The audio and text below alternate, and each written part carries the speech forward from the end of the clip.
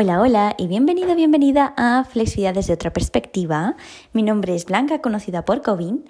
Yo te traigo un episodio en el cual vamos a hablar de algo que yo creo que es un poquito de interés público, sobre todo si eres una persona que trabaja la densidad de piernas, específicamente quiere lograr su split / espagat. Y es básicamente por qué se descuadra mi split. Porque sobre todo se me rota la pierna de atrás. En otra ocasión ya hablaré más específicamente de la pierna de delante, porque también se nos puede descuadrar claramente, pero sobre todo el foco de hoy va sobre la pierna de atrás. Sobre todo lo que sucede, ¿no?, es que se crea una rotación externa en la pierna de atrás, que lo que ocurre básicamente es que parezca que en vez de un split frontal estamos haciendo como una especie de middle split pocho. Y luego, ¿qué sucede con estas cosas? Que nos va a dificultar mucho, por ejemplo, si queremos lograr hacer over splits o si queremos trabajar back bend splits, es decir, añadirle una extensión de columna a nuestro split, o si queremos el split para luego trabajar agujas. Claramente vas a ser incapaz de hacer buenas progresiones en la aguja si tu split está muy descuadrado. Si está un poquito descuadrado, no te preocupes, la cuestión es que trabajes en ello, pero sí que es algo que tendrías que tener en cuenta, sobre todo si quieres progresar en estas posiciones. Factores que pueden afectar a que se descuadre mi split y sobre todo que se rote la pierna de atrás. Un factor muy importante que en mi experiencia como entrenadora durante estos 3 años he visto es que la técnica es muy importante. La técnica, básicamente, la colocación. La colocación es la posición.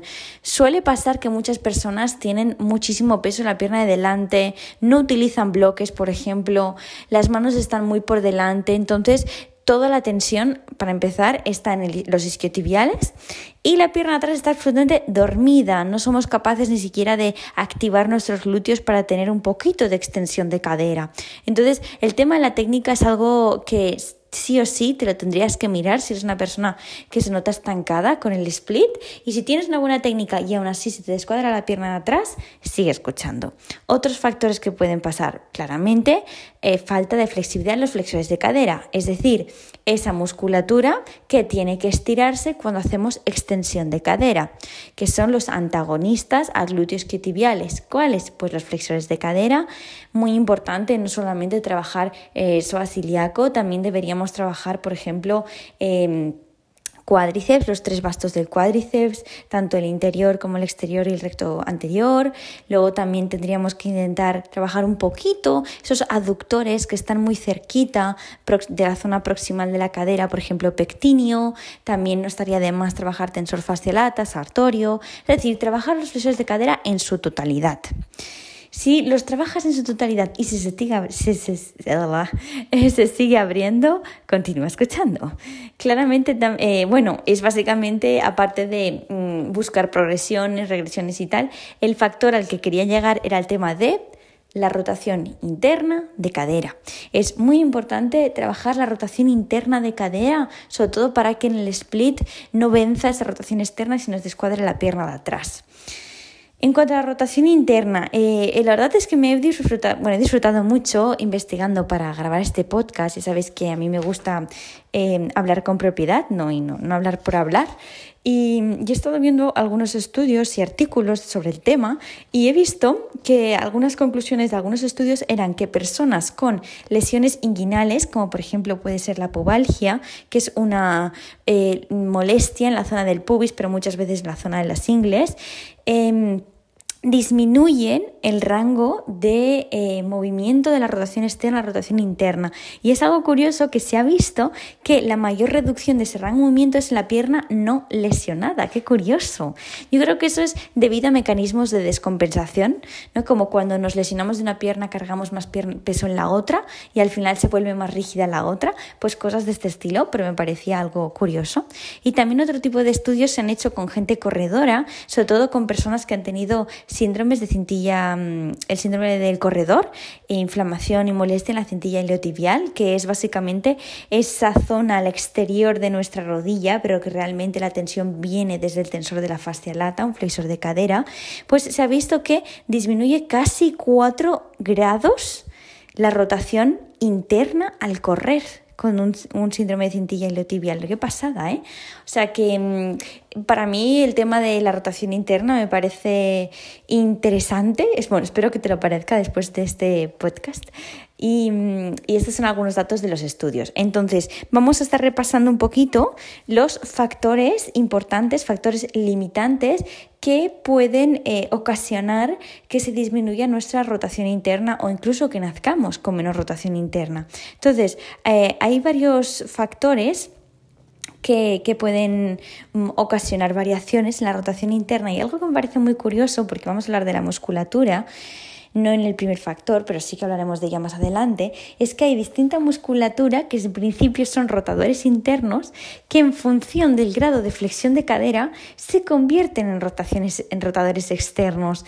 Es decir, tú imagina, tenemos en nuestra cadera musculatura que rota externamente y otra que rota internamente. Entonces, en función de si tú estás de pie o haciendo, por ejemplo, una zancada o lo contrario, plegándote hacia adelante, esa musculatura que trabajaba, por ejemplo, como rotadora interna pasa a ser rotadora externa. ¿Por qué? Porque ha variado el grado de flexión de cadera. Es una locura brutal nuestro cuerpo. También me parecía algo curioso. Entonces, vamos a empezar primero por los factores óseos y el último será el tema de la musculatura. Vamos con los factores óseos. Un factor que se ha visto que puede variar, afectar, o que nazcas ya con eso, de tu grado de rotación interna, es el grado de torsión femoral, es decir, el movimiento de anteversión y retroversión de la cabeza del fémur en el acetábulo. Repasito, ¿qué es el acetábulo? El acetábulo es esa cavidad del hueso coxal, es decir, ese agujerito que hay en nuestra pelvis, en la que se articula la cabeza del fémur, ¿vale? Entonces, se ha visto, que esto se puede ver con radiografías, que el grado de torsión de la cabeza del fémur varía en persona y persona, y eso puede hacer que algunas personas tengamos más rotación interna y otras menos rotación externa. Relacionado con esto, así otro factor así como estructural y óseo es la orientación del propio acetábulo, la orientación de esa propia cavidad en el hueso coxal. El grado de anteversión y retroversión de ese acetábulo variará también la capacidad de rotación interna y de rotación externa. Y luego todo esto tiene mucha relación, por ejemplo, con el tema de la coxavalga, coxavara, que no sé si te sonará, pero también, por ejemplo, el tema de las rodillas, ¿no? El genuvarum, genuvalgum, esas personas que tienen las rodillas en X, las rodillas que tienen en forma de V. Todos estos son factores óseos estructurales que simplemente quería que los supieras. Es decir, cómo es tu cabeza del fémur y la capacidad de torsión va a afectar a la cantidad de rotación interna. Cómo es el agujerito, esa cavidad en la que se inserta la cabeza del fémur, también. La forma de tus caderas y tus rodillas, también. Por ejemplo, personas con genuvarum, es decir, esas piernas que parecen en forma de O, lo contrario a la X, se ha visto que tienen mayor rotación interna y relativos problemas con la rotación externa, la extensión de cadera y la aducción. Vale, entonces quizás me dices, esto ¿para qué me importa si luego yo no sé, no puedo evaluarlo? Pues estos factores estructurales sí que se pueden evaluar, ¿vale? Y se pueden medir con un test que se llama test de Craig, C-R-A-I-G, que es muy interesante y muy muy fácil de utilizar, así que si es un tema que te gustaría, me lo propones y crearé algún Reels o alguna cosita chuli explicándoos un poquito más sobre el test de Craig, que está muy bien para evaluar el tema de la rotación interna. Luego, mide básicamente la torsión femoral y estos factores estructurales que hemos estado hablando. Otros factores que pueden afectar, les llamaría estructurales, pero los he dividido más en factores ligamentosos, porque los ligamentos sí que, en cierto modo, también se pueden modificar, por decirlo así. Sobre todo el ligamento isquiofemoral. ¿Qué significa esto? Que la anatomía, un poquito cómo es nuestro ligamento isquiofemoral, también va a afectar a la capacidad de rotación interna y rotación externa. ¿Qué significa eso? Que lesiones o roturas de los isquiotibiales, muchas veces esas lesiones no se producen solo en la musculatura, en las fibras musculares, también se producen, por ejemplo, inflamaciones tendinosas y demás, y eso por supuestísimo que al final afecta, ¿no? También a nuestros ligamentos, porque todo es fascia y todo está unido. Así que esto es algún punto importante, porque si has tenido alguna lesión a nivel de isquiotibiales, también claramente se va a ver afectada tu rotación interna, porque la rotación interna es una funcionalidad de nuestro cuerpo que está implícita como muchas estructuras, como hemos visto, tanto a nivel óseas como ligamentarias. Así que eso hay que tenerlo en cuenta, hay que tener especial mimo y también trabajar no solo en recuperar la flexibilidad, sino también trabajar en recuperar esa capacidad de rotación de nuestra cadera. Luego, otro factor, que este sí que no es estructural y me parecía muy interesante, es el tema postural, la postura.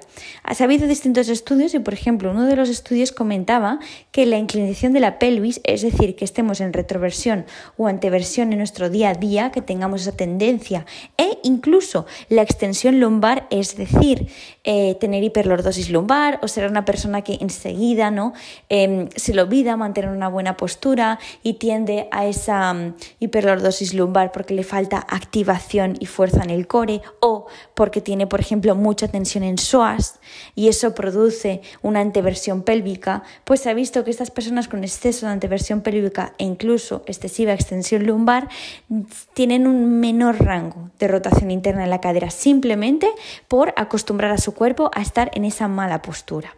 Otro estudio que me ha parecido muy interesante, este es curioso porque se hizo como con esquiadores, pero bueno, me pareció interesante, es simplemente relacionaba esquiadores con tendencia a la hiperlordosis y la anteversión, esquiadores que no, que tenían más activación del core y solían mantener más una retroversión en su día a día, que tampoco tiene que ser una retroversión, más bien una cadera neutra, un control.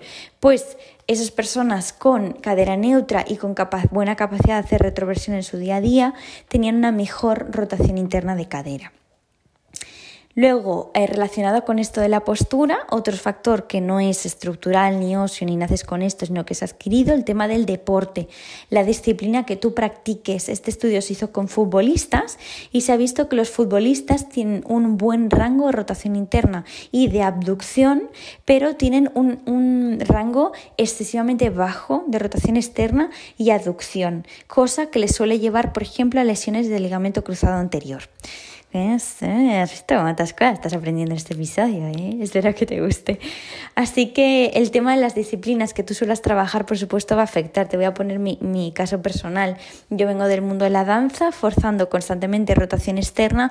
Mi rotación interna la he tenido que trabajar mucho y aún me queda trabajarla muchísimo. A mí no me es fácil mover mi cadera en rotación interna y la he trabajado mucho. De hecho, una de las cosas que me vieron cuando hice el estudio, cuando me lesioné la pierna, porque tuve una lesión, fue que tenía un rango excesivamente pequeño de rotación interna y eso producía desbalances en mi pelvis y podía estar afectando a la recuperación de la lesión e incluso a que cuando yo hiciera estiramientos sobrecargara más un tipo de fibras que otras y eso produjera un desgaste y al final que me hiciera daño. Así que la disciplina de la que vengas va a tener mucha importancia. Y por último, lo que te comentaba, el tema de la musculatura. Entonces, antes de pasar a la musculatura, solo decirte, hemos repasado temas estructurales y óseos. El tema de la orientación, el grado de la cabeza del fémur, del acetábulo, el tipo de cadera, el tipo de estructura que tienes entre tu cadera y la rodilla, lo del genu varum, genu varo. Luego el test de Craig, que se centraría un poquito más en este tema estructural. Así como último estructural hemos repasado el ligamento, el tema del ligamento isquiofemoral y luego cositas adquiridas, hemos repasado el tema de la postura, el tema del deporte, de la disciplina que hagas y ahora entramos en el tema de la musculatura, ¿vale? Que yo creo que la musculatura está un poco en puente entre lo estructural y lo adquirido, porque la musculatura sí que es cierto que en función de la estructura que tengas, ¿no? Puedes tener una musculatura muy determinada y con cierta tendencia a tener zonas más rígidas, más tensas y zonas como más elásticas, pero también juega un factor súper maleable que tú en función de tus hábitos diarios y los deportes que hagas puedes trabajar en mejorar esa musculatura. Así que sobre la musculatura, la ideal es tener un equilibrio entre la fuerza de esa musculatura y la tensión de esa musculatura, es decir, que no tenga excesiva tensión y que no sea débil, porque el cóctel Molotov es tener una musculatura débil y encima tensa. No relaciones el trabajar la fuerza con perder flexibilidad o tensar en exceso. Si se hace de buena manera, con buena técnica y con una buena programación y luego relajando, no tenemos por qué llegar a esos extremos, ¿vale? Porque muchas veces pensamos en ir al gimnasio y nos imaginamos a esas personas cargadas y rígidas y no es así. Que tiene que haber un equilibrio entre la fuerza y el estiramiento. Y a mi parecer, si me preguntas, yo creo que el peor cóctel es tener mucha tensión y estar débil. Prefiero tener mucha tensión y estar fuerte a tener mucha tensión y estar débil. Entonces, en cuanto a rotadores externos, existen, como te he comentado antes, no existen distintos tipos de rotadores, hay externos e internos y también es cierto que su función, la misma musculatura, en función del grado de flexión de la cadera, puede ser un rotador externo o un rotador interno. No voy a entrar tan en detalle en eso, pero simplemente he querido hacer 3 grupitos que pueden afectarnos a nuestra rotación interna y tendríamos que tener en cuenta. Los primeros que te he comentado antes, el tema de los flexores, ¿vale? Sobre todo psoas ilíaco, sartorio, pectíneo y tensor de fascia lata. Tendríamos que tenerlos en cuenta, trabajarlos. Sobre todo estos sí que trabajaría su fuerza, su activación, pero sin duda trabajaría más el relajarlos, el estirar y el estirarlos, con estiramientos activos, pasivos y también, por ejemplo, con foam roller. Luego, otro grupito es toda la musculatura así muy chiquitina, muy interna, como pueden ser los obturadores, obturador interno y externo, y el cuadrado crural, es que es un nombre interesante, cuadrado crural. Esta musculatura es muy chiquitina, honestamente se ha investigado súper poco sobre cómo fortalecer exactamente eso, no. De hecho se tensa muy fácilmente y lo que tendríamos que hacer es intentar relajarlo. Entonces hay muchos fisios que saben, ¿no?, cómo relajar esas zonas, pero así tú solo o sola, lo que a mí me ha ido muy bien, porque resulta que la lesión que yo tuve en la pierna no era de los isquiotibiales, de hecho vino congestionada, realmente fue porque se congestionó en exceso esta musculatura y luego me irradiaba el dolor, fue en el obturador externo. Y algo que me ha ayudado mucho a mí es, aparte de pasarme el peanut, es decir, esa cacahuete o pelotita de tenis, es trabajar con los vibradores. Pero no en el sentido sexual, entiéndeme, si tengo un vibrador sí que es en sentido sexual, pero no siempre lo utilizo así.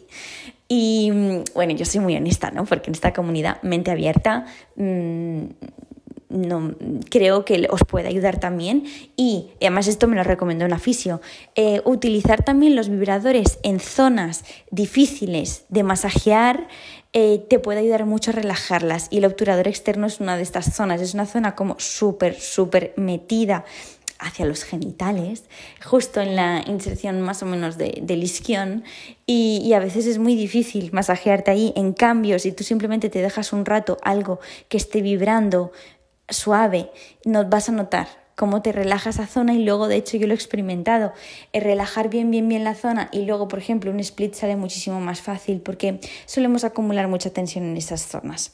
Así que espero que nadie se ofenda con esta parte del episodio, pero honestamente los vibradores también sirven para dar masajes, y sobre todo en los obturadores y cuadrado crural a mí me han ayudado mucho. Y luego, por último, tenemos por supuestísimo nuestro famoso piramidal, glúteo mayor y glúteo medio. Esta es una musculatura muchísimo más grande. A mí me ha ayudado mucho, por supuesto, pasarme el foam roller, el peanut, también para destensarlo. Otra cosa que tendríamos que hacer es estiramientos específicos de esa zona, pero sin duda es muy importante que estén fuertes. De hecho, va a ser más común los problemas, por ejemplo, de falsa ciática en gente con glúteos débiles que glúteos fuertes. Así que es muy importante trabajar la movilidad activa de la cadera mediante la activación de esta musculatura, todo lo que sean puentes de glúteo, todo este tipo de movimientos nos va a ayudar muchísimo. Así que bueno, así un pequeño repasito de la musculatura más importante, la rotación interna de cadera. Espero que te haya quedado claro que pueden haber muchos factores que pueden estar afectando a que no puedas cuadrar tu split. Tranquilidad, sobre todo muchísima paciencia. Espero que esto te anime para que veas que si estás estancado hay muchas cosas que seguro que no has probado y que te pueden ayudar mucho. Yo creo que cuando nos damos cuenta de todo esto, a veces dices, es que cuanto más sé, más me doy cuenta de que no sé nada, ¿no? Pero eso es positivo, porque significa que hay muchísimas cosas que aún no hemos probado y que podemos probar para que nos ayuden. Así que eso, espero que te anime, que te haya quedado claro, que hayas aprendido muchas cosas y que si te surge cualquier duda, me lo digas y nos vemos en el próximo episodio. Un besote.